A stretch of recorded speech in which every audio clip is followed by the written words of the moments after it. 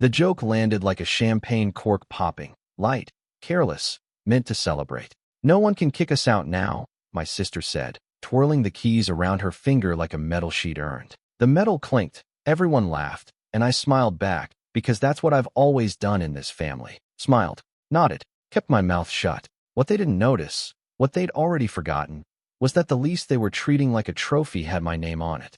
Mine alone. I'm Trevor, 29, and for most of my life I've been the quiet one. The reliable one. The one who gets called when a bill needs paying or a problem needs fixing. I grew up in a house where my sister, Lila, learned early that jokes could soften anything, even entitlement. My parents learned early that letting her win kept the peace. And I learned early that being useful meant being invisible.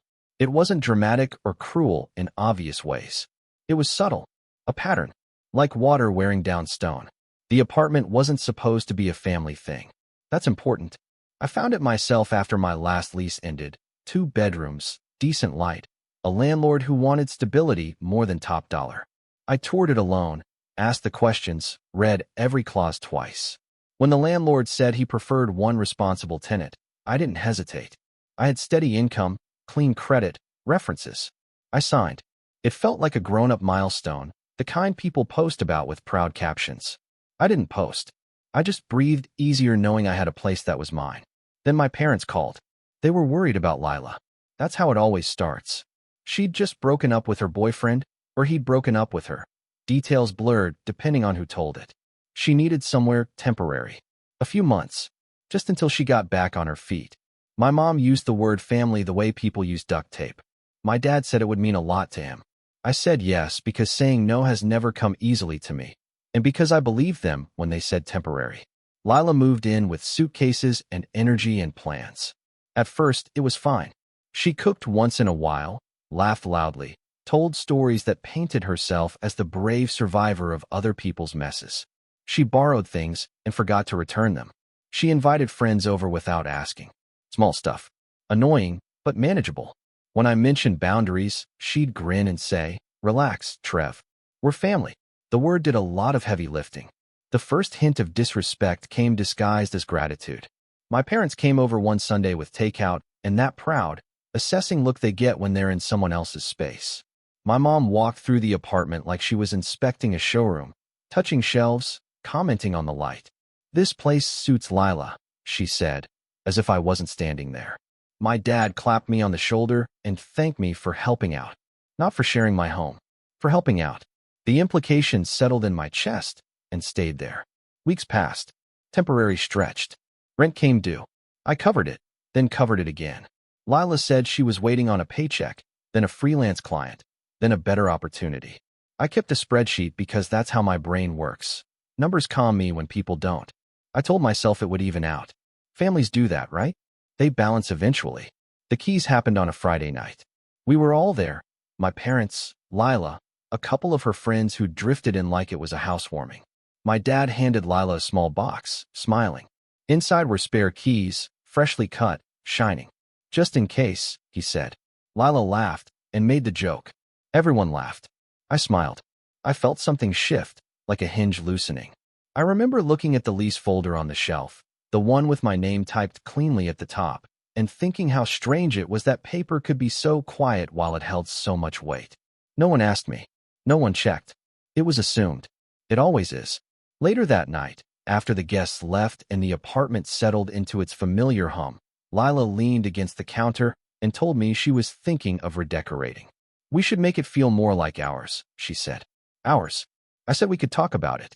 She rolled her eyes, playful, and said I worried too much.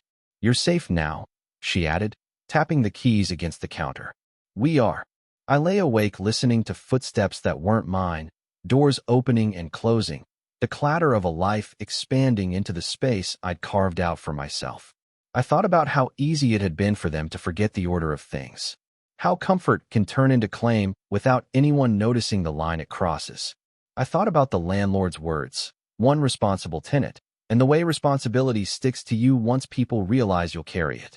The next morning, my mom texted a group chat with renovation ideas and emojis. My dad replied with thumbs up. Lila sent a picture of the keys on the counter, sunlight catching the metal. I stared at my phone longer than necessary, my thumb hovering over the screen. I didn't type anything. I didn't need to. Not yet. Because for the first time, the smile I practiced so well didn't reach my eyes, and beneath it, something steadier was forming. Not anger. Not revenge. Awareness. And as I stood in the doorway of the apartment I'd signed for, listening to my sister hum like she owned the place, I realized this wasn't just about space or money anymore. It was about being seen, or deciding what to do when you aren't. That afternoon, the landlord called to confirm something minor about the lease, and as his name lit up my phone, I felt the room tilt slightly, like the start of a storm you can sense before the clouds roll in. The landlord's call should have been nothing. A quick clarification about parking, a reminder about trash pickup days. I answered it in the hallway, half listening while Lila talked on speakerphone in the living room, laughing with one of her friends about some brunch plan that apparently involved our kitchen. The landlord was polite, almost apologetic. He always was. He mentioned that he'd received an email from someone asking about repainting and drilling into the walls, and he just wanted to confirm it came from me. I told him no, it didn't. I remember the pause on the line, the slight shift in his tone when he said, "All right. Thank you for letting me know. I'll ignore it." He didn't accuse. He didn't push. But when I hung up, something cold slid into place behind my ribs. I walked back into the living room and asked Lila, calmly, if she'd emailed the landlord. She didn't look up from her phone. "Oh, yeah," she said, like she was admitting she'd grabbed milk from the store. "Mom said it would be fine. We just wanted to make the place feel nicer." I reminded her that it wasn't her lease. She laughed. Not cruelly. Worse. Casually. "Trevor, you're being dramatic. You're not going to get kicked out or anything." That phrase stuck with me. You're not going to get kicked out. As if that were the worst-case scenario. As if my role in all of this was simply to not cause trouble. From that point on, the shift was obvious. It was like once the idea had been spoken out loud, that the apartment was safe, permanent, untouchable, everyone relaxed into it. My parents started dropping by unannounced, using the spare keys without knocking. My mom rearranged the pantry. My dad suggested upgrades, things we could invest in. Lila stopped asking before inviting people over. When I mentioned rent again, she waved it off and said, "We'll settle up later." Why are you so tense? The favoritism sharpened, too. When Lila complained about the commute from the apartment to her job, my dad offered to help her look for something closer. When I mentioned I was exhausted from working overtime to cover expenses, my mom told me I needed to manage stress better. At dinner one night, Lila joked about how lucky she was to have such a generous brother, and my parents laughed like it was a compliment. No one noticed that I didn't laugh with them. I tried, once, to reset things. I sat everyone down at the kitchen table, lease folder open in front of me like evidence. I explained the boundaries again. Temporary meant temporary. My name meant responsibility.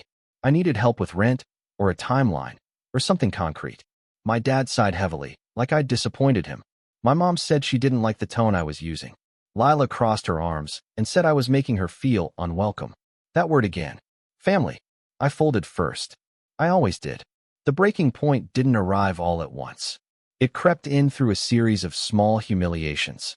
Finding my desk moved because Lila wanted the window light. Discovering that my spare room had become her office without a conversation. Hearing my parents refer to the apartment as Lila's place to relatives. Each time, I told myself it wasn't worth the fight. Each time, something inside me thinned. Then came the paperwork.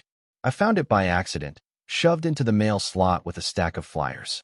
An envelope addressed to Lila, stamped with the logo of a housing assistance office. At first, I didn't think much of it, but it felt heavy in my hand, official in a way that made my stomach tighten. I shouldn't have opened it. I know that. But when your home feels like it's slipping out from under you, curiosity turns into instinct. The letter talked about residency verification, about proof of address, about a leaseholder confirming occupancy. My name was mentioned, not as the tenant, but as someone expected to sign off on her claim. My hands shook as I read it twice, then a third time. She hadn't told me. She hadn't asked. She'd assumed. I waited until my parents came over that evening. I placed the letter on the table and asked Lila what it was.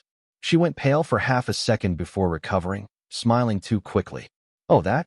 It's nothing. Just a formality."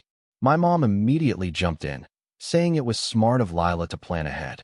My dad asked why I was snooping through mail. The conversation twisted until I was apologizing for the way I'd brought it up. That was when Lila said it. Well, it makes sense, she said, shrugging. I mean, I live here. Everyone knows that. It's basically my place now. The room went quiet. I waited for someone, anyone, to correct her. My parents didn't. My dad nodded slightly, like she'd stated an obvious truth. My mom said something about how arrangements evolve. I felt the last thread snap, clean and silent. I asked them to leave. Not angrily, just firmly. My voice surprised even me. Lila looked shocked, then offended. My parents exchanged looks like they were dealing with a tantrum. But they left. That night, I didn't sleep. I sat on the couch, staring at the door, replaying every moment I'd let slide. I thought about how easily my role had been rewritten without my consent, how my responsibility had been used as a shield for their comfort. And I realized that if I didn't act, this wasn't going to stop at paperwork. It was going to end with me carrying consequences for choices I hadn't made. The next morning, my phone buzzed with a message from my dad. It wasn't an apology. It wasn't even a question. It was a statement. He said they'd spoken to someone who knew about housing law, and it would be simpler for everyone if I just signed what Lila needed. He reminded me that family supports each other. He ended it with, "Don't make this harder than it has to be." I stared at the screen, then at the lease folder, then at the keys still sitting on the counter. The ones Lila had joked with. The ones everyone thought meant ownership. That afternoon, I made a decision. I didn't tell anyone. I didn't argue. I just started gathering information quietly, carefully, the way you do when you realize the ground beneath you isn't just shifting, it's about to give way entirely. And as I stood there, holding a document that proved exactly who was responsible for what, I understood that whatever came next was going to change the shape of my family forever. That was the moment everything crossed from uncomfortable to irreversible. The days after that decision felt hollow, like walking through a version of my life where the sound had been turned down. I still went to work. I still nodded at people in the hallway. I still answered emails and paid bills. But everything familiar felt provisional, as if I were already halfway gone from my own existence. The apartment didn't feel like home anymore. It felt like evidence. Lila didn't speak to me for 2 days after that night. When she finally did, it was through passive things. Loud phone calls meant for me to overhear. Doors closing harder than necessary. A pointed comment to my mom on speakerphone about how stressful it was living with someone so controlling. My parents didn't come over, but they texted constantly, checking in on Lila, asking if she was okay, reminding me, always me, to be patient. Not once did anyone ask how I was doing. I stopped trying to explain myself. That was the fall, really. Not the yelling or the confrontation, but the quiet understanding that no amount of clarity was going to earn me fairness. I had spent years believing that if I just articulated my side calmly enough, reasonably enough, it would land. That belief finally broke. And when it did, it left behind a strange emptiness. One night, after everyone had gone to bed, I sat at the kitchen table with my laptop and opened the spreadsheet I'd been updating for months. Rent, utilities, internet, groceries I'd paid for that Lila said she'd reimburse. It wasn't pretty. Seeing it all laid out like that, numbers, dates, notes, was sobering in a way arguments never were. This wasn't emotional anymore. It was arithmetic, and I was losing. I started sleeping at odd hours, staying up late just to have the apartment to myself. I took my coffee into the bathroom in the mornings because it was the only door that still felt like it belonged to me. I stopped inviting friends over. I didn't want witnesses. I didn't want questions.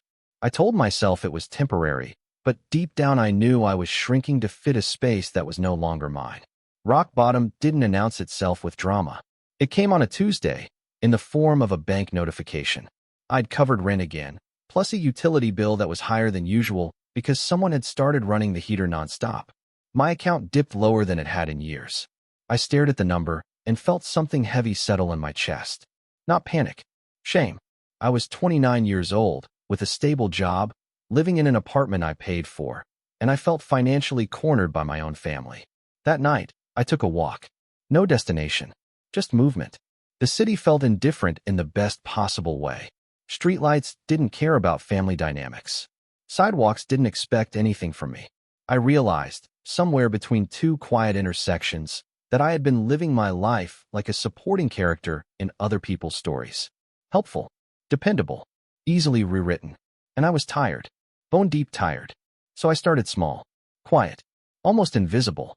I opened a separate account and began moving a portion of my paycheck into it. Nothing drastic, just enough to remind myself that I had agency. I stopped covering expenses I hadn't agreed to. When Lila asked why the internet was slower, I told her I'd downgraded the plan to what I could afford on my own. When my mom hinted that I should pitch in for something extra, I said I'd need to see my budget first. The world didn't end. People were annoyed, yes, but the sky didn't fall. I also started documenting everything. Conversations, text messages, dates. I didn't know exactly what I was preparing for, only that I needed to stop relying on memory and goodwill. Memory could be denied. Goodwill could be exploited. Paper was harder to argue with. At work, something shifted too. With everything else stripped away, I found myself focusing more intensely. I stayed late, not to escape home, but because the work mattered in a way it hadn't before.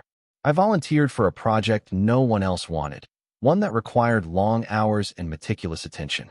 It wasn't glamorous, but it was visible. For the first time in a long while, someone noticed my effort without expecting me to give more than I had. The rise wasn't dramatic. There was no montage, just a series of moments where I chose myself in ways that felt unfamiliar and slightly uncomfortable. Saying no without apologizing, closing my door, letting a text sit unanswered.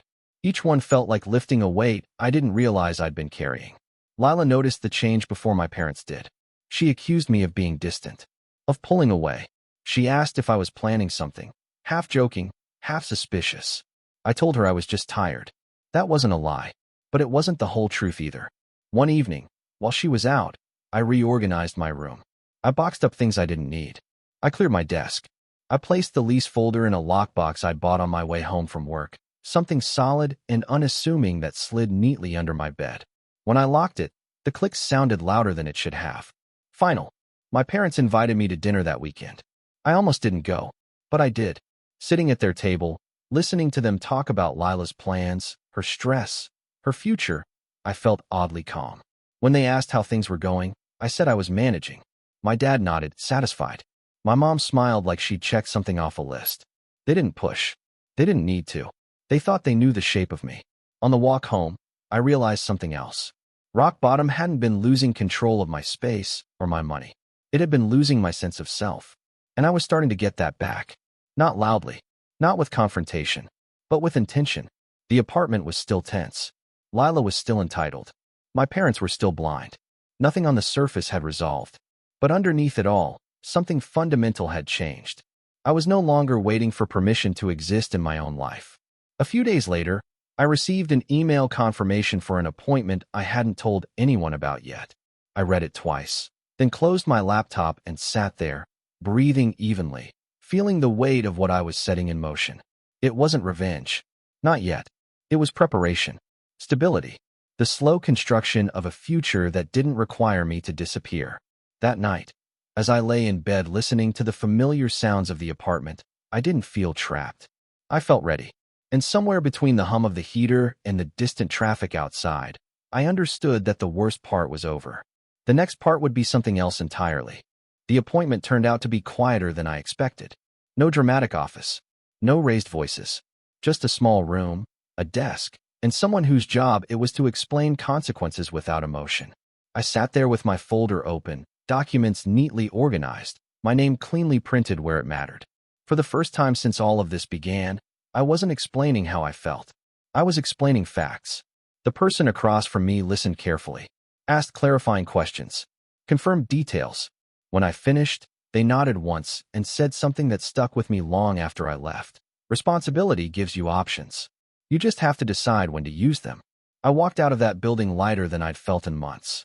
From that day on, everything I did had intention behind it. I didn't rush. I didn't confront. I let things unfold exactly as my family expected them to, because expectation breeds carelessness. And my family, especially Lila, had grown very careless. She leaned further into the idea that the apartment was hers. She started talking about furniture she wanted to buy for the place, sending links to group chats that included my parents, but not me. My mom suggested wall colors again. My dad talked about long-term plans, about how nice it would be for Lila to stay there for years. No one asked if that aligned with my plans. They didn't need to. In their minds, my plans had already been absorbed into hers. I played my part well. I nodded. I made neutral sounds. I didn't argue when they spoke over me. I paid attention instead. I listened to the way they talked about the apartment when they thought I wasn't emotionally invested anymore. That's when people show you exactly how far they think they can go. Behind the scenes, I tightened things. I adjusted my finances quietly, built a buffer, made sure that when the moment came, I wouldn't hesitate because of fear. I redirected mail. I updated contact preferences. I confirmed policies. None of it was dramatic. All of it mattered. I also started talking to people again. Carefully chosen people. Not family. Friends who knew me before I became the reliable one. Coworkers who respected boundaries. A neighbor I'd barely spoken to before, who turned out to be surprisingly observant and very discreet. I didn't tell them everything. I didn't need to. I just stopped isolating myself. Lila noticed my calm before she noticed anything else. It unsettled her. She started testing it. Small jabs, sarcastic comments, exaggerated sighs when I enforced minor boundaries. When those didn't get a reaction, she escalated. She accused me of checking out, of being cold, of changing. She wasn't wrong. She just didn't understand why. My parents reacted differently. They were comfortable again. That was the dangerous part. When conflict fades, entitlement stretches. They assumed everything had settled because I wasn't pushing back anymore. My mom even thanked me once for being mature about things. I smiled and said nothing. Maturity, I'd learned, often just meant silence to them. The opportunity I'd been waiting for came wrapped in something mundane. A planning conversation.